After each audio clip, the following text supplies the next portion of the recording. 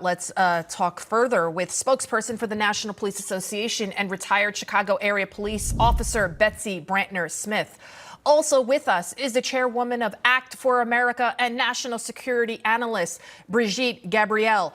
And back with us, our special guest in studio, former New York Lieutenant Governor Betsy McCoy. So we'll start off with Betsy, not Betsy McCoy, the other Betsy. Clearly, these progressive policies, they're not working. Let's take a look at Chicago. Just a couple of this week's headlines. Journalists out of Chicago TV News Network were covering the rise in robberies, and then they themselves were the victims of a robbery held up at gunpoint by guys in ski masks. They stole their video camera.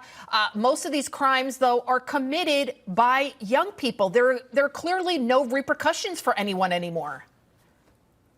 Yeah, I was in that neighborhood about 10 hours after that Univision crew was robbed of their cameras and backpacks and all of that. And what the union is doing is they are going to try and provide additional security for television crews moving forward. And I think you're going to see that more, where you're going to see everybody from bars and restaurants to the convenience stores. They're all going to have to hire their own private security, which of course raises the prices. Here is the thing that the left is getting wrong. Being a criminal is a choice, and they don't want to talk about that. They keep talking about that there is some sort of societal ill that forces people to commit violent crime, to commit retail theft, to commit robbery.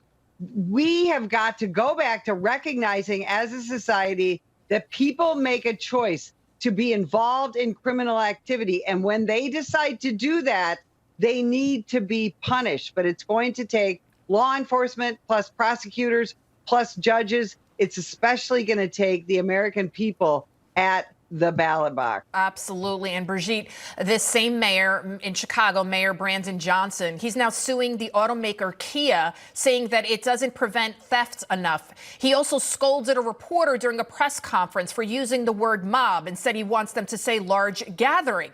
Just when we thought it couldn't get any worse than Mayor Lightfoot, now we're looking at Nancy Pelosi. Why are you guys trying to scare me in this early in the afternoon? I mean, this guy, really, you're worried about semantics when your city's under siege? Exactly. And this is what's happening. They're putting the blame somewhere else. It's never their responsibility. They are trying to run away from responsibility. And this is a formula for disaster for the country. It's like accusing a woman for being raped because she looked a certain way instead of accusing the rapist of the rape. And they don't even want to call him a rapist. They want to call him something else.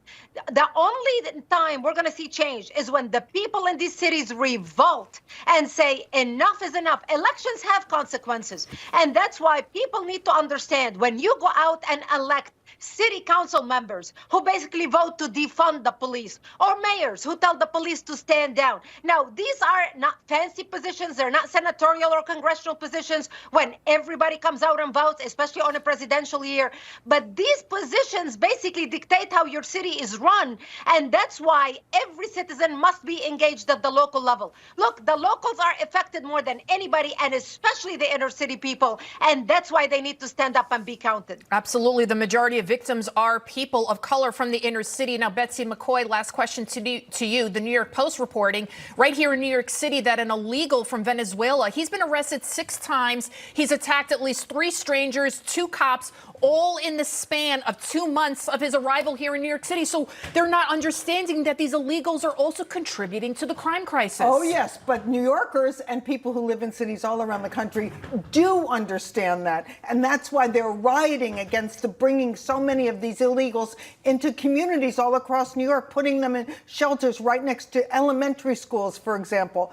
And the fact is that voters now have to get with it and understand that law-abiding people far outnumber the criminals. And when you go to the ballot next time, vote Republican, because it's a vote for law and order. Absolutely. I mean, it seems like these leaders care more about this point-something percentage of the population, which are these criminals, versus the over 99% of the people that just want to be safe and they're law-abiding. Betsy Brantner-Smith, Brigitte Gabriel, and Betsy McCoy will talk to you again real soon. Thank you so much.